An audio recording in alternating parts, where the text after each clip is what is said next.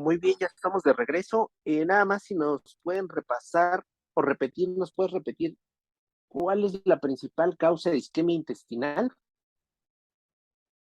aguda? Sí, Doc. La primera en cuanto a, bueno, la más común es emboligénica, del 50%. Así es. Ajá. Ese es, ¿sale? Esa es la respuesta del examen. En, ajá, en Principal aguda arteria mesentérica superior. Y la principal causa por una embolia. ¿Asociada a qué la embolia? puede ser fibrilación auricular, una Así lesión es. Esa es. valvular. Esa es. Ok, Es Doc. asociada a cardiopatía. De las cardiopatías, ¿cuál es la principal? La fibrilación auricular, Ok. ¿vale? Entonces, aquí nos mencionabas un poquito lo difícil del diagnóstico. No tanto es que sea difícil el diagnóstico, más bien es tardío, eso sí, es Ok. tardío el diagnóstico. Pero cuando nosotros tenemos un paciente con cardiopatía, con fibrilación auricular y que tiene dolor abdominal, prácticamente tenemos el diagnóstico, ¿sale? Esos datos son los que quería que repasáramos ahorita que estamos en la etiología. Son claves, así, importantísimos, por las causas, por las principales causas que son. Prácticamente, si tenemos esos datos, paciente con cardiopatía, fibrilación auricular y dolor abdominal, casi es seguro que tiene una isquemia intestinal, ¿sale? Ok, Doc. Gracias. Continuamos. Sí. Bueno, de la crónica les decía, aterosclerosis es la principal causa, el 95%. Entonces creo que ahorita ya quedamos bien, ¿no? ¿No alguna duda aquí en etiología? No, ninguno. Todo bien, amigo. Que va. Gracias. Ya la siguiente, Eric, por favor. Precisamente esta es una tabla nada más para modo de resumen que pues las une y precisamente encontramos las más comunes. Esas nada más se las dejé para que la chequen igual. La siguiente, por favor. Bueno, ahora pasando con la fisiopatología, pues vamos como había comentado mi compañero Osvaldo y el doctor, la principal causa de este proceso isquémico pues va a ser secundaria a una embolización asociada a una fibrilación auricular. Y pues como cualquier proceso isquémico va a haber una disminución del suministro de oxígeno. Este suministro también va a haber, aparte de este bajo suministro de oxígeno, también va a haber una insuficiencia en lo que son las necesidades metabólicas de los órganos, de los órganos viscerales, en este caso pues, es a nivel mesentérico.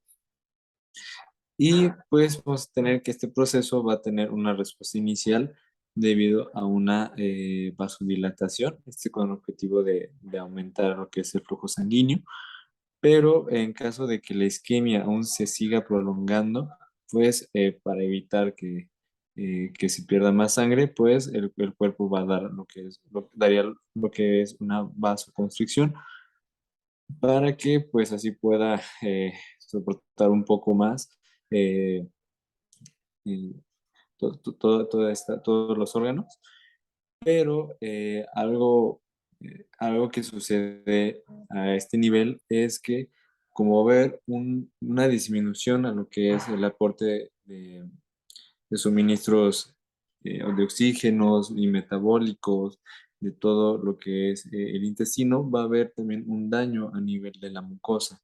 Y esta mucosa lo que va a pasar es que se va a ir debilitando a tal nivel de que puede haber una perforación.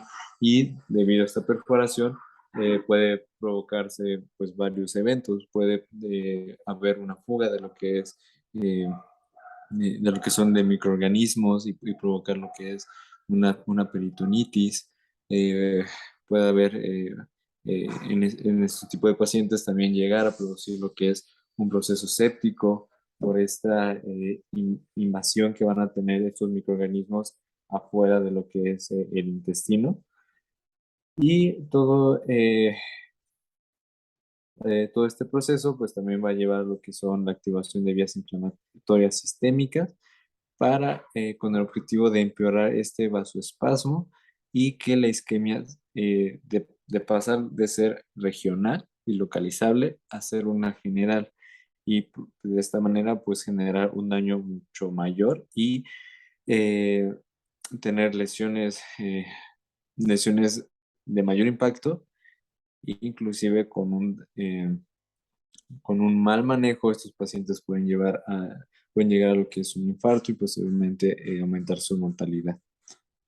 De aquí en la siguiente diapositiva les puse como una, una tabla que pues más o menos explica un poco sobre este mecanismo, que vamos a obtener primero los disparadores de este evento, que van a ser, eh, eh, como habíamos comentado, antecedentes de pacientes cardiópatas, pacientes también con antecedente de hemodiálisis, con shock séptico, con una disminución del gasto cardíaco, hipovolémicos, y todos estos mecanismos van a dar lo que son las lesiones tempranas, que va a ser una disfunción intestinal, un rompimiento de lo que es la barrera epitelial, por lo que habíamos comentado de que este daño prolongado pues va a debilitar lo que es la mucosa, provocando que se vuelva más débil y que no y sea más factible a romperse.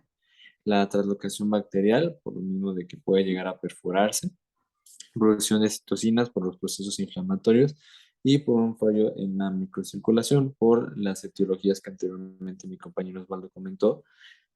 Todas estas lesiones tempranas van a empezar con una viabilidad de tejido pues, mayor y tener mayor oportunidad que las lesiones sean reversibles. Pero ¿qué sucede aquí? Como pueden ver del lado derecho, la sensibilidad del diagnóstico va a ser menor, por lo que pues a este nivel el diagnóstico va a ser muy complicado en estos pacientes, por lo que pueden llegar ahora sí a pasar a lo que son las lesiones tardías, que es un empeoramiento de la respuesta del vasoespasmo, como ya les había comentado, una perforación por este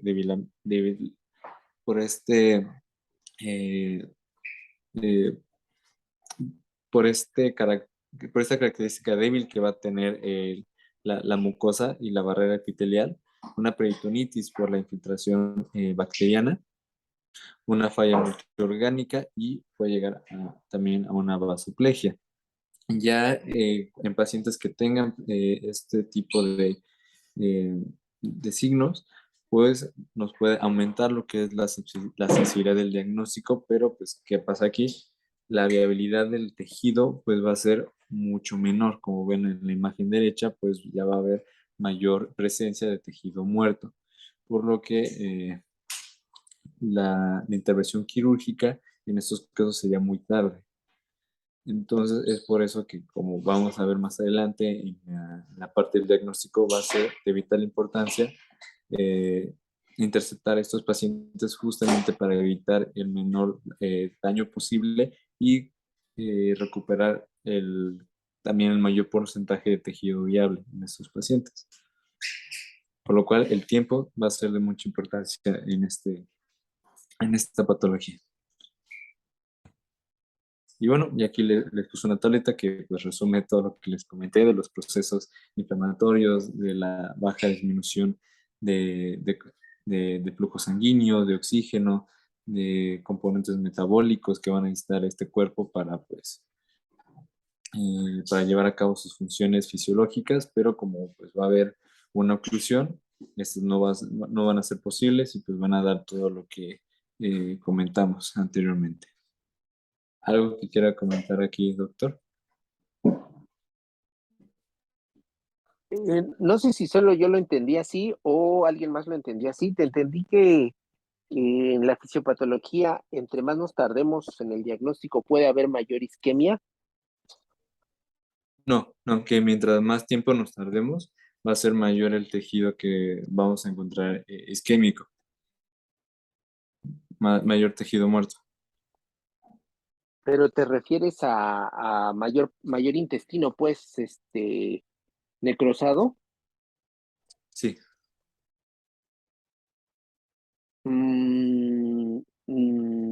No, no es tanto así. Más bien tiene que ver, la cantidad de intestino o de tejido ya no va a cambiar o no va a tener variabilidad en cuanto al tiempo de diagnóstico y de tratamiento. Sí, justo eso era lo que quería que no se me confundieran. no va a tener variación el tiempo con la cantidad, porque recuerden, esta enfermedad va a mandar un émbolo o una oclusión arterial y depende más bien del sitio donde se ocluya la arteria. Si tenemos una oclusión que ocluya, por ejemplo, la mayor parte o toda la arteria mesentérica superior, toda la totalidad del intestino que irrigue esta arteria va a estar necrosado, independientemente del tiempo que tardemos en diagnosticarlo o en tratarlo. La afección va a ser completa, por así decirlo. Y si, por ejemplo, solamente nos afecta el émbolo, una rama ileal, puede ser que solamente se afecte un segmento del ilio. Solamente ese tapón que se va a causar va a afectar esa zona y esa zona solamente se va a ver afectada. Aunque nos tardemos 2, 3 días en diagnóstico, solamente esa zona, no va a haber extensión de la necrosis. Eso es lo que tiene que ver. No quiero que se me confundan ahí. Es con el sitio donde se ocluya la arteria. Y la cantidad de tejido no va a depender del diagnóstico. Lo que va a depender del diagnóstico y del tiempo en que tardemos en diagnosticarlo y tratamiento es que podamos encontrar el intestino viable o no. O sea, si lo diagnosticamos rápido y lo tratamos rápido, podemos estar a tiempo de que el intestino no esté necrótico. Todavía, digamos, apenas se está poniendo pálido, por así decirlo, ¿no? Pero no está necrótico. Si logramos hacer eso, eso sí tiene que ver con el tiempo. Si superamos, por ahí mencionaron las 6 horas, si superamos más de las 6 horas, independientemente de que sean ya 8, 10, 24, 48 horas, ya no vamos a tener oportunidad de salvarlo. En cuanto el intestino se pone necrótico, ya. Pero la cantidad, la extensión del tejido depende del sitio del émbolo, no del tiempo, ¿sale? Entonces, nada más para que les quede claro ese tema, ese punto. Ok, doctor. Gracias. Continuamos.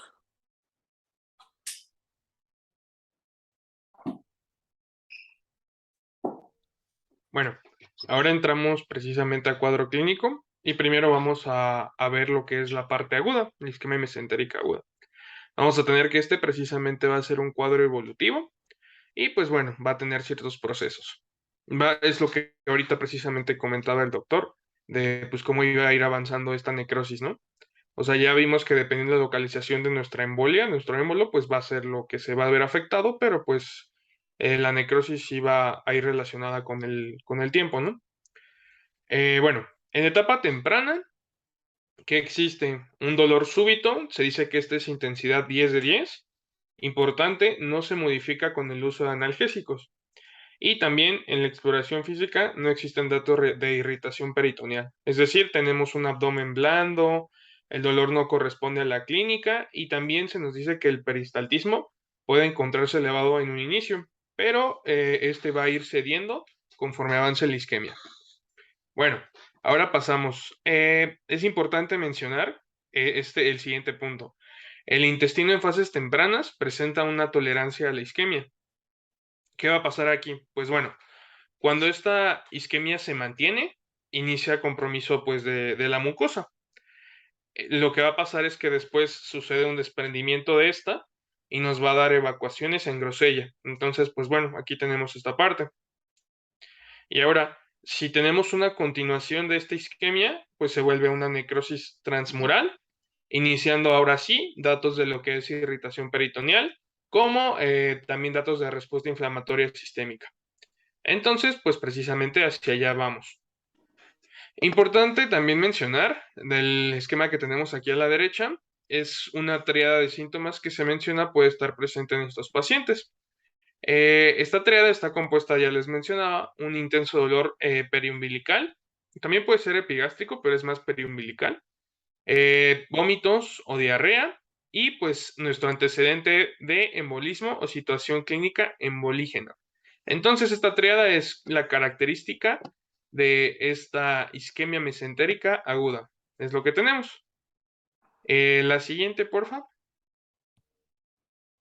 Bueno, ahora, si recordamos un poquito cuando hablábamos de etiología, pues ya sabemos que la principal es la embolia, ¿no? Pero pues también puede ser una trombosis. Y vamos a ver los cuadros específicos de cada una. Es como para ser un poquito más específicos. Y veamos, en la embolia, pues bueno, aquí esto también es muy importante. El dolor siempre precede a vómitos y diarrea. Incluso se menciona que esto es como el síntoma clave en esta isquemia mesentérica aguda. Entonces, muy importante. El comienzo es brusco y el dolor va a ser, ya les mencionaba, periumbilical. Esta va a tener características cólicas y pues bueno, ya también les había comentado, es desproporcionado a la exploración física. No corroboran la exploración con los síntomas.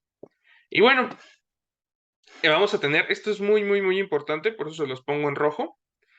Se dice que este dolor desaparece cuando aparece la necrosis.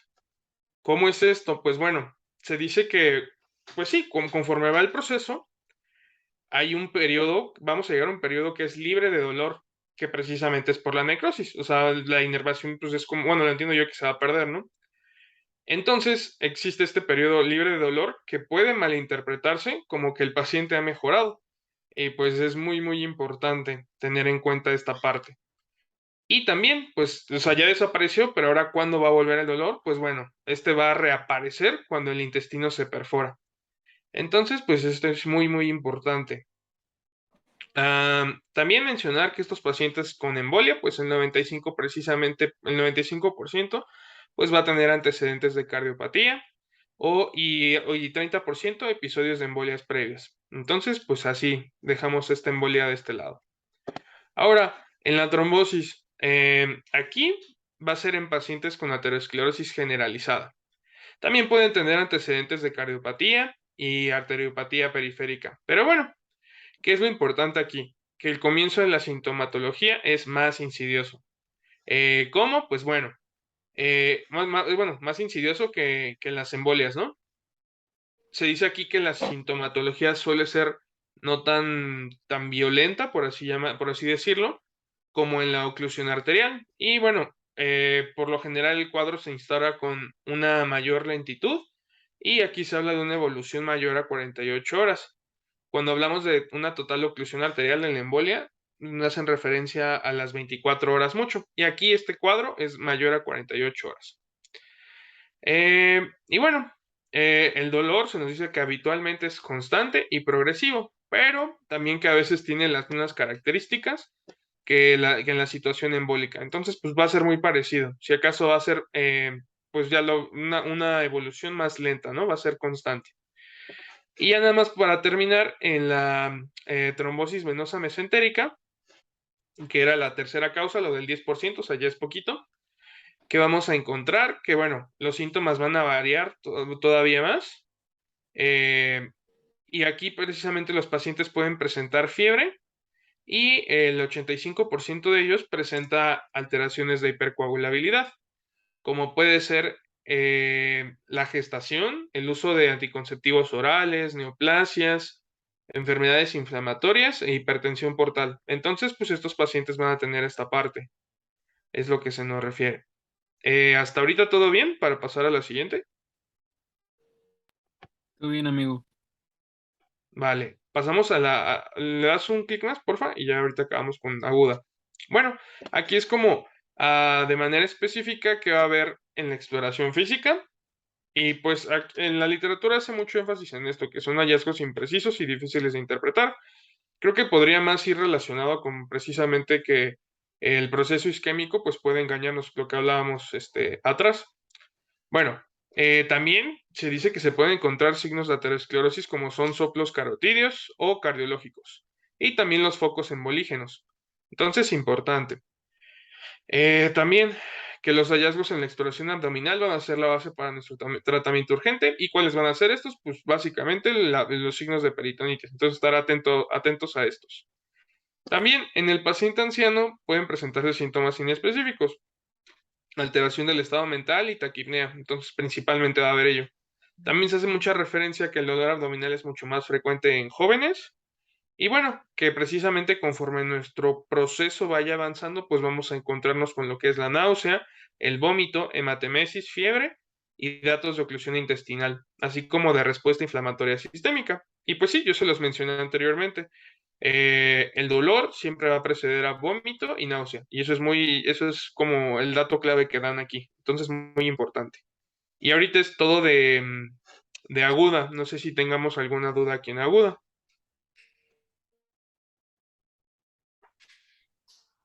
No, amigo, todo bien. Sí. ¿Pasamos a crónica, doctor, o gusta agregar algo aquí? No, vamos muy bien. Aquí en estas, pues como bien ahí dice el cuadrito, son muy inespecíficas, no hay algún dato así en concreto que nos ayude, pero bueno, hay que repasarlo y hay que saber estos datos, ¿no? Aquí sí en el diagnóstico nos vamos a ayudar, nos vamos a apoyar más de los estudios de imagen, pero hay que ver esta parte que es la clínica. Continuamos. Sí, doc, gracias. Entonces sí, la siguiente, porfa. Bueno, ya dejamos agudo. Ahora entramos con isquemia mesentérica crónica. Vamos a volver a hacer el recuento importante. Recordemos que son pacientes con aterosclerosis en principales causas, ¿no? Y bueno, ¿qué presentamos aquí? Son dos características principales. La primera es el dolor sordo, cólico, periumbilical o hipogástrico. Pero ¿qué va a pasar con este dolor? ¿Qué va a pasar aquí en la crónica? Que surge después de la comida. Se dice que aproximadamente después de unos 15 a 30 minutos aparece. Y también que va a persistir por varias horas. Se dice que de 5 a 6. Entonces es postprandial. Importante, dolor postprandial. Y también no solo puede quedarse en hipogastrio o periumbilical, también puede ser epigástrico.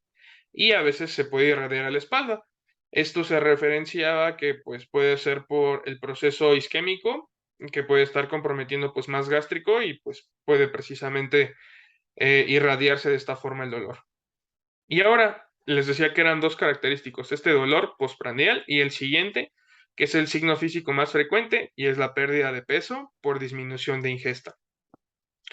¿Por qué? Pues bueno, porque el dolor precisamente se asocia a la ingesta de comida, pues estos pacientes van a modificar sus hábitos dietéticos. Entonces, pues van a realizar pequeñas ingestas para, pues, con el fin de minimizar la clínica. Como consecuencia, precisamente a ese rechazo de comida, pues vamos a producir una pérdida de peso que habitualmente es de 10 a 15 kilos.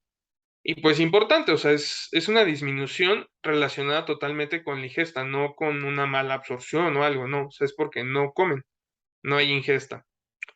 Y bueno, seguimos.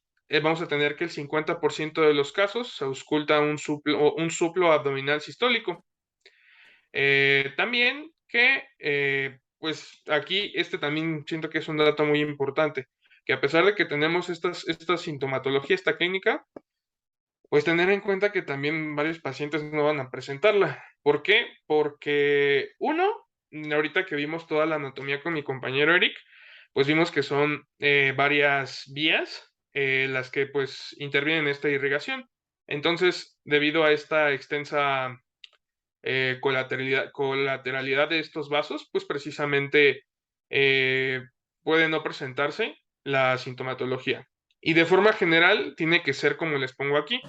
Se dice que se requiere la afección de al menos dos de las tres arterias digestivas para que precisamente se genere la clínica. Entonces ya vimos que mesentérica superior va a ser la que está más afectada, pero pues bueno, aquí según esto para que exista la clínica hay que agregarle otra, ya sea la inferior, la mesentérica inferior, o el tronco celíaco. Entonces, pues bajo esta idea es que se va a la clínica, es lo que nos permiten como conocer.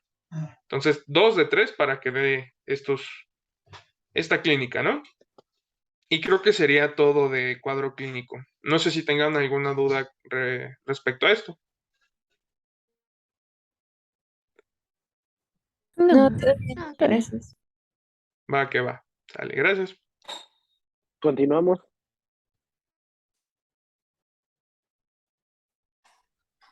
Hola chicos, buenas noches. Vamos a continuar con diagnóstico, después diagnóstico diferencial y concluir con tratamiento. Aquí cabe introducir que se va a basar prácticamente en la anamnesis. El cuadro clínico es sumamente importante para el diagnóstico de esta patología. Como ya vimos, pues tiene una alta mortalidad y esto se debe a un diagnóstico tardío y por ende a un tratamiento pues sí, tardío también. Sin embargo, si se dan cuenta, pues es una enfermedad que progresa rápidamente, entonces eso pues amerita buen ojo clínico para poder tener como el, el diagnóstico presuntivo y confirmarlo con un estudio de imagen. Entonces se basa en anamnesis, exploración física, estudios de laboratorio y estudios invasivos y no invasivos. Aquí vamos a ver los estudios de imagen. Algo importante es que, como ya comentó mi compañero Osvaldo, y ahorita lo vamos a retomar, cuando estos pacientes no cursan todavía con perforación propiamente, pues no van a tener clínica de peritonitis, por ejemplo.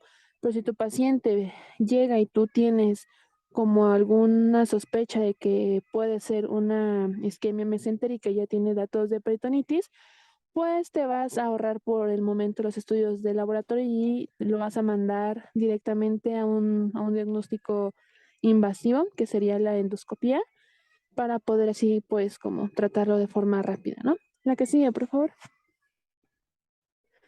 Entonces, en anamnesis hay una triada sumamente importante, ajá, haciendo énfasis en que es en la no perforada, que sería el dolor periumbilical, vómito y diarrea y antecedente de situaciones clínicas embolígenas, como ya comentó mi compañero Osvaldo previamente. En el caso de Perdóname ahí tantito, te sí, voy a doctor. interrumpir. Primero acuérdense de que tienen que abrir su cámara porque recuerden que así los evalúo. Y retomando, ¿dijiste endoscopía? Sí, doctor, en un momento prenda mi cámara.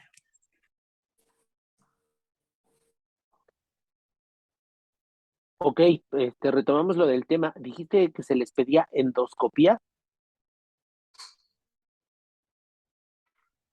Sí, doctor. No, la endoscopía aquí sí no nos va a servir para prácticamente nada y no la vamos a hacer. Recuerden, aparte, la endoscopía no es un estudio que tengamos disponible en las salas de urgencias. Entonces no es como un estudio que tengamos que hacer. Y otra cosa, rápidamente retomando, recuerden esta parte muy importante, lo que nos pone aquí en la diapositiva, la causa, ¿no? Ese es lo más importante. Continuamos. Sí, doctor, en un segundo.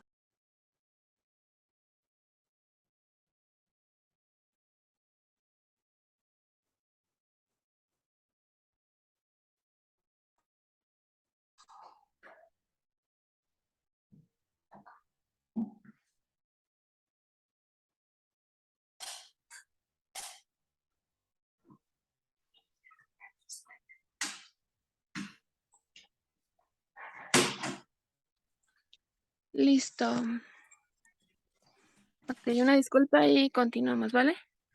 Entonces, ok, entonces estábamos hablando del diagnóstico y les comentaba que aquí hay una triada. Esta triada es propiamente de la no perforada, ajá, cuando en el caso de tu isquemia mesentérica ya continuó de la necrosis a una perforación, lo que vamos a tener prácticamente son signos de peritonitis, ¿vale? Entonces, les comentaba, esta tríada es en el caso de la no perforada. Va a iniciar prácticamente con un dolor, es de característica cólico y va a comenzar periumbilical. Este dolor va a ser intenso, de inicio brusco, ajá, y va a ser precedente de los demás síntomas, como lo es el vómito y la diarrea, ¿vale? Algo importante que comentaban prácticamente todas las literaturas es que este dolor no va a ser comparable o no va a ser mm, proporcional a la exploración. Es decir, llega un paciente que se queja con muchísimo dolor, sin embargo, tú al explorarlo encuentras un abdomen blando, sin signos de peritonitis, signos de rebote, defensa, todo eso. Entonces, ese dolor desproporcional también es como característico. Algo también importante es que va a haber un periodo de mejora si desgraciadamente nuestro paciente llegó a necrosis. Entonces va a presentar dolor, de repente va a quitarse y lo vamos a tomar como a lo mejor una mejoría. Sin embargo, va a reaparecer y esto nos indicaría la perforación ya del tejido. Entonces, vómito, diarrea y antecedentes de situaciones clínicas embolígenas. Ahora bien, en el caso de los antecedentes, como vimos, la embolia es la más común. Antecedente de cardiopatías, como ya bien comentó el doctor, es el más común en el 95% de los casos. Algunos episodios de embolismo, antecedente de algún episodio en el 35% de los casos. Tratamiento endovascular y un antecedente de un estudio por arteriografía. En el caso de la trombosis, em, se relaciona con antecedente de aterosclerosis generalizada, cardiopatías y arteriopatías periféricas, como ya vimos en etiología. La que sigue, por favor. Ahí les puse el cuadro que les acaba de presentar mi compañero Osvaldo. Entonces, la que sigue, por favor. En el caso de la trombosis venosa, que es la no tan común, es más insidiosa, La sintomatología puede llegar hasta las 48 horas. Si recordamos en la arterial, inclusive es hasta antes de 12 horas. Puede cursar con fiebre, ok. Y la que sigue, por favor. Entonces aquí nada más para puntualizar la importancia de la anamnesis, ¿vale? La que sigue, por favor. En la exploración física, prácticamente lo que vamos a identificar son signos imprecisos y difíciles de interpretar. Algunos signos de aterosclerosis que podemos encontrar son soplos carotidios, soplos cardiológicos.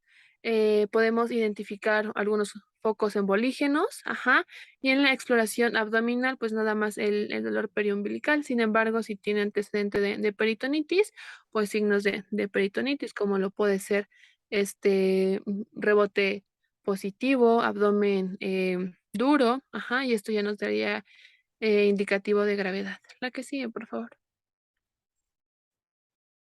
En cuanto al laboratorio, lo que podemos encontrar es una leucocitosis, esto más que nada en fases ya como más tardías de la enfermedad, inclusive arriba de 15,000.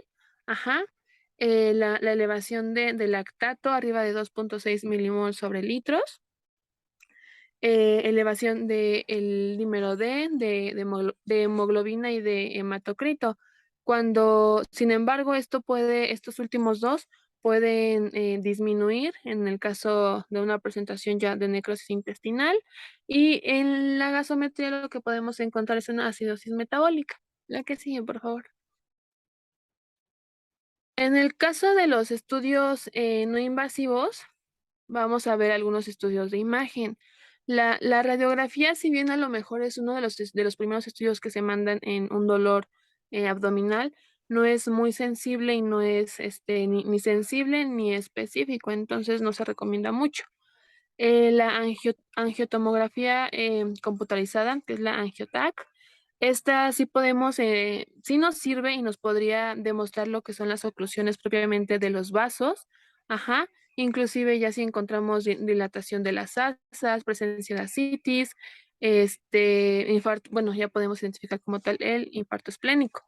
El ecodoppler también se puede utilizar, sin embargo, su, su sensibilidad no es muy alta debido a la existencia de gas intestinal, ¿vale? Precisamente por todo este proceso fisiopatológico que ya vimos previamente. En los estudios invasivos podemos solicitar una arteriografía diagnóstica. También podemos, bueno, aquí ya que nos comentó el doctor que no se recomienda mucho, pero pues bueno, comentaba una literatura que la endoscopía diagnóstica, ¿vale? La que sigue, por favor. Entonces aquí les puse algunas imágenes como para poder identificar los estudios. Aquí vemos la angiotac. Le das a la que sigue, por favor. El ecodoppler, la arteriografía. La que sigue, por favor. Y la endoscopia, pues que vimos que no se utiliza. En el libro donde yo lo cité, comentaba que el gol estándar era la arteriografía. ¿Sí es así, doctor? Así es. ¿Ese qué estudio es el que tienes ahí en las imágenes? El que está ahorita es una colonoscopía, pero comentamos que ya no, que no. Me parece más una colonoscopía eso, ¿eh? De hecho, hay como que pareciera un poquito de materia fecal en la D.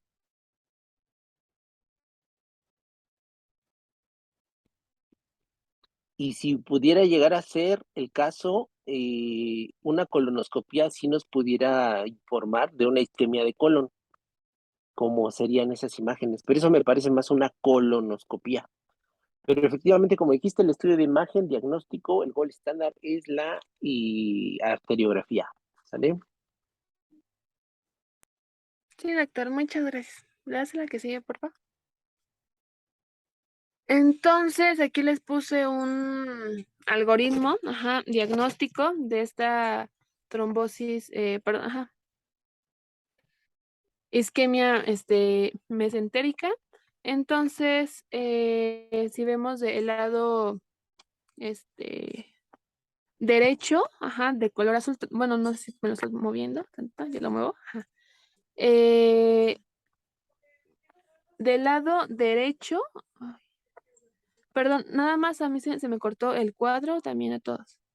Ok, ya gracias. En el lado derecho lo que podemos ver son los síntomas y los hallazgos que vamos a encontrar como para el diagnóstico. Y aquí vemos el seguimiento, cómo lo vamos a ir abordando. Entonces, primero vemos el peritonismo persistente. Aquí equivocamente pusieron que se ordena una laparotomía, diagnóstica. Entonces, lo que vamos a primero identificar es el segmento isquémico. Si este segmento es corto, el tratamiento es nada más la resección de ese tejido necrótico y ya. Sin embargo, si es muy extenso, tenemos que ver si es viable un paciente con la resección de la cantidad de tejido que tenemos que quitar. Si es Perdóname, ahí te voy a viable, interrumpir. se resecciona y ya. Ajá. Eso ya es el tratamiento. Sí está muy bien, pero eso ya es el tratamiento. Sí, es lo que, perdón, no les comenté, está mal arriba, dice diagnóstico es el tratamiento. Ah, ok, perfecto. Entonces ya entramos a tratamiento. Perfecto, muy bien. Continuamos entonces. Sí, doctor. Y en el caso de que no sea viable, pues lastimosamente el paciente pues, hay que cerrar, ¿vale? Algo igual importante que comentaba es que como es una urgencia, y se necesita como tratar rápidamente, sin embargo le puedes dar algunos tratamientos farmacológicos, como puede ser anticoagulantes, como para si tiene un coágulo que esté obstruyendo, pues bueno, quitarlo.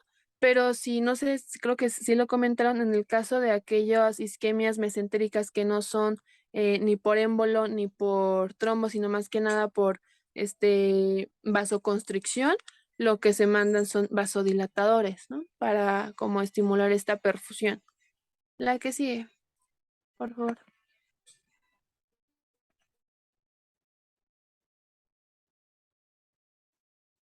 Bueno, ahora vamos a pasar con el diagnóstico diferencial. Aquí, como vemos, es una lista de distintas enfermedades que igual ya hemos visto y otras que no, que se pueden confundir con la isquemia mesentérica. Por ejemplo, ay, mi cámara. Ahí está. Ahí está. Por ejemplo, la obstrucción intestinal. Aquí tenemos que puede ser una obstrucción del intestino grueso, una obstrucción del intestino delgado. Y por ejemplo, en la obstrucción del intestino delgado, pues es que, ¿qué va a diferenciar en cuanto a los signos y los síntomas? Pues que aquí la anamnesis y el antecedente de una cirugía previa, como ya vimos, pues es lo que nos va a dar la pauta. Ahora,